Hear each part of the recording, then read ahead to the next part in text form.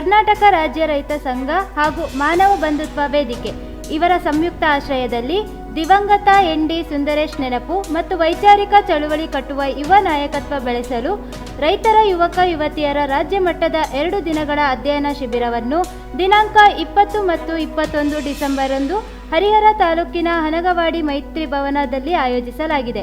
ಈ ಎಲ್ಲ ಕಾರ್ಯಕ್ರಮಗಳಿಗೆ ರೈತ ಬಾಂಧವರು, ಕರ್ನಾಟಕ ರಾಜ್ಯ ರೈತ ಸಂಘದ ಸದಸ್ಯರು, ಸಾರ್ವಜನಿಕರು ಅತಿ ಹೆಚ್ಚಿನ ಸಂಖ್ಯೆಯಲ್ಲಿ ಆಗಮಿಸಲು ಕೋರಿದೆ. ಮಾಡಿದವರು ಪತ್ರಕರ್ತರಾದ ಪಿ ಸಾಯಿನಾಥ್.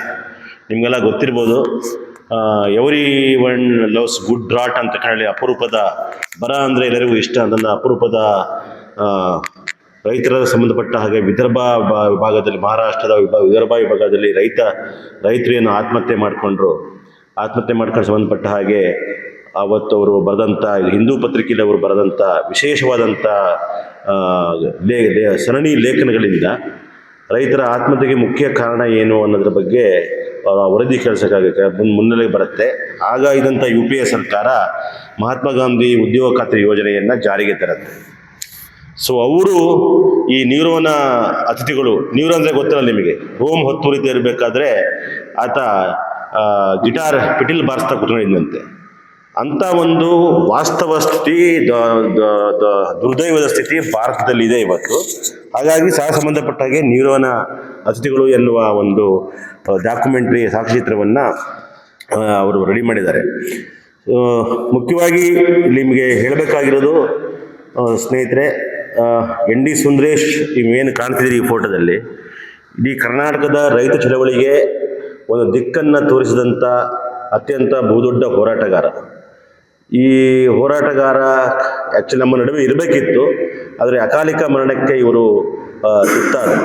ಸೊ ಅವರ ನೆನಪಿಗಾಗಿ ಪ್ರತಿ ವರ್ಷ ಕರ್ನಾಟಕ ರಾಜ್ಯ ರೈತ ಸಂಘ ಕಾರ್ಯಕ್ರಮಗಳನ್ನು ರೂಪಿಸ್ಕೊಂಡು ಬಂದಿದೆ. ಕಳೆದ ವರ್ಷ ಸಾಗರದಲ್ಲಿ ರಾಜ್ಯ ಮಟ್ಟದ ಕಾರ್ಯಕ್ರಮ ಸಾಗರದಲ್ಲಿ ಆಯೋಜನೆ ಮಾಡಲಾಗಿತ್ತು. ಈ ಬಾರಿ ಹರಿಹರದ ಶ್ರೀ ಕೃಷ್ಣಪ್ಪ, ಪ್ರೊಫೆಸರ್ ಕೃಷ್ಣಪ್ಪ ಅವರ ಬಿ ಕೃಷ್ಣಪ್ಪರವರ ಸಭಾಭವನದಲ್ಲಿ 2 ದಿನದ ಸಮಾವೇಶ ಮಾಡ್ತಾ ಇದೆ.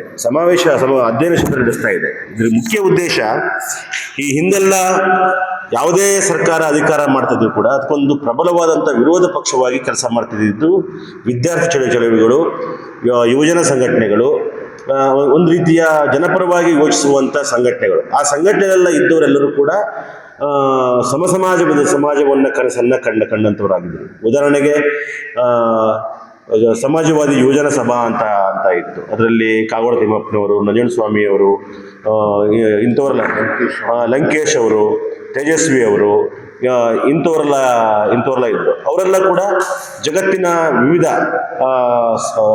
ಏನು ಸಾಧಕರು, ಬರಹಗಾರರು, ಈ ಸಮಾಜ ಬದಲಾವಣೆಗೆ ಕಾರಣಕರ್ತರಾದಂಥ ವ್ಯಕ್ತಿಗಳ ವಿಷಯವನ್ನು ವಿದ್ಯಾರ್ಥಿ ಯುವಜನರಿಗೆ ಹೇಳಿಬಿಟ್ಟು ಅವರು ಸಮಾಜವನ್ನು ದಿಕ್ತಪ್ಪಿಸ್ತಿರುವ ಶಕ್ತಿಗಳಿಗೆ ಪ್ರತಿರೋಧ ವ್ಯಕ್ತಪಡಿಸಲಿಕ್ಕೆ ಒಂದು ತಂಡವನ್ನು ಅವರು ರೆಡಿ ಮಾಡ್ತಾ ಇದ್ರು. ಸೊ ಕಳೆದ ಜಾಗತೀಕರಣದ ನಂತರ ಕ್ರೋನಿ ಕ್ಯಾಪಿಟಲಿಸಮ್ ಅಂದರೆ ಏನು ಇವತ್ತು ಬಂಡವಾಳವಾದ ಮತ್ತು ಪ್ರಭುತ್ವ ಒಟ್ಟಾಗಿದೆ ಇವತ್ತು. ಅಂದರೆ ಇಡೀ ಜಗತ್ತಿನಲ್ಲಿ, ಬರೀ ಭಾರತ ಅಂತಲ್ಲ, ಇಡೀ ಜಗತ್ತಿನಲ್ಲಿ ಬಂಡವಾಳವಾದ ಅಂದರೆ ಈ ರಿಯಲ್ ಎಸ್ಟೇಟ್ ಥರದ ಬಂಡವಾಳವಾದ ಮತ್ತು ಪ್ರಭುತ್ವ ಆಡಳಿತ ಮಾಡೋರು ಇಬ್ಬರು ಒಟ್ಟಾಗಿದ್ದಾರೆ. ಒಟ್ಟಾಗಿ ಏನು ಮಾಡ್ತಾ ಇರುತ್ತೆ ಅಂದರೆ, ಬೆವರನ್ನು ಸುರಿಸಿ ದುಡಿಯುವಂಥ ಜನರಿಗೆ ಏನು ನಿಜವಾಗಲೂ ದಕ್ಕಬೇಕೋ ಅದನ್ನು ದಕ್ಕಲಿಕ್ಕೆ ಬಿಡದೇನೆ ಕೆಲವು ಜನ ಬಂಡವಾಳಶಾಹಿಗಳಿಗೆ ಆ ಬೆವರನ್ನು ಸುರಿಸಿ ದುಡಿಯುವಂಥ ಜನರ ಬೆವರಿನ ಪಾಲನ್ನು ಅವ್ರಿಗೆ ಹೋಗುವ ಹಾಗೆ ಒಂದು ಬಂಡವಾಳಶಾಹಿ ವ್ಯವಸ್ಥೆ, ಒಂದು ಆರ್ಥಿಕ ನೀತಿಯನ್ನು ಇವತ್ತು ಮಾಡ್ತಾ ಇದ್ದಾರೆ. ಹಾಗಾಗಿ ಜಗತ್ತಿನಲ್ಲಿ ಇವತ್ತು ನಿರುದ್ಯೋಗ ಹೆಚ್ಚಾಗ್ತಾ ಇದೆ, ಭೂಮಿ ಕೆಲವರ ಪಾಲಾಗ್ತಾ ಇದೆ, ಎಲ್ಲ ಬೆವರನ್ನು ಸುರಿಸಿ ದುಡಿಯುವಂಥ ಜನರ ಕೈಯಲ್ಲಿ ಕೆಲಸ ಇಲ್ಲ. ಸೊ ಹಾಗಾಗಿ ಇವತ್ತು ಡಿಜಿಟಲ್ ಮಾಧ್ಯಮ ಬಂದ ಮೇಲೆ ಆ ಬಂಡವಾಳಶಾಹಿಯ ಒಂದು ವ್ಯವಸ್ಥೆ ಏನು ಮಾಡಿದೆ ಅಂದರೆ, ತಮ್ಮ ಒಂದಿಷ್ಟು ಜನರನ್ನು ಸಾಕೊಂಡು ಸುಳ್ಳು ಇತಿಹಾಸವನ್ನು ವಿದ್ಯಾರ್ಥಿ ಯುವಜನರ ನಡುವೆ ಬಿಡ್ತಾ ಇದೆ. ಅಂದರೆ ಇವತ್ತು ನಮ್ಮನ್ನು ಯಾರು ಶೋಷಣೆ ಮಾಡ್ತಾ ಇದ್ದಾರೋ ಅವರೇ ಸಂಪನ್ನರು ಅನ್ನೋ ರೀತಿಯಲ್ಲಿ ಸುಳ್ಳು ಇತಿಹಾಸವನ್ನು ಜನರ ನಡುವೆ ಫ್ಲೋಟ್ ಮಾಡ್ತಿದ್ದಾರೆ. ಸೊ ಆ ಸುಳ್ಳು ಇತಿಹಾಸವನ್ನು ಏನು ಫ್ಲೋಟ್ ಮಾಡ್ತಿದ್ದಾರೆ ಅದು ಸುಳ್ಳು, ಅದು ನಿಜವಾದ ಇತಿಹಾಸ ಯಾವುದು ಅನ್ನೋದನ್ನು ತಿಳಿಸ್ಬೇಕಾದಂಥ ಅತ್ಯಂತ ತುರ್ತು ಈಗಿದೆ. ಅದರಲ್ಲೂ ಮುಖ್ಯವಾಗಿ 18ರಿಂದ 35 ವರ್ಷದ ವಯಸ್ಸಿನವರೇ ಇವತ್ತು ಈ ಸುಳ್ಳು ಇತಿಹಾಸವನ್ನು ದಿಕ್ತಪ್ತರಿರುವವರು ಇವರೇ ಆಗಿದ್ದಾರೆ. ಈ ಹಿನ್ನೆಲೆಯಲ್ಲಿ ಒಂದು ಪುಟ್ಟ ಪ್ರಯತ್ನವನ್ನು ಕರ್ನಾಟಕ ರಾಜ್ಯ ರೈತ ಸಂಘ ವಿದ್ಯಾರ್ಥಿ ಯುವಜನರಲ್ಲಿ ಮಧ್ಯ ವಯಸ್ಸರಲ್ಲಿ ಒಂದು ಅರಿವು ಮೂಡಿಸುವ ಭಾಗವಾಗಿ ಈ ಒಂದು ಅಧ್ಯಯನ ಶಿಬಿರವನ್ನು ಮಾಡ್ತಾ ಇದ್ದಾರೆ. ಈ ಅಧ್ಯಯನ ಶಿಬಿರದಲ್ಲಿ ಈ ನಾಡು ಕಂಡಂತ ಅಪರೂಪದ ಬುದ್ಧಿಜೀವಿಗಳು, ಬರಹಗಾರರು, ಪತ್ರಕರ್ತರು, ಹೋರಾಟಗಾರರು ಎಲ್ಲರೂ ಪಾಲ್ಗೊಳ್ತಿದ್ದಾರೆ.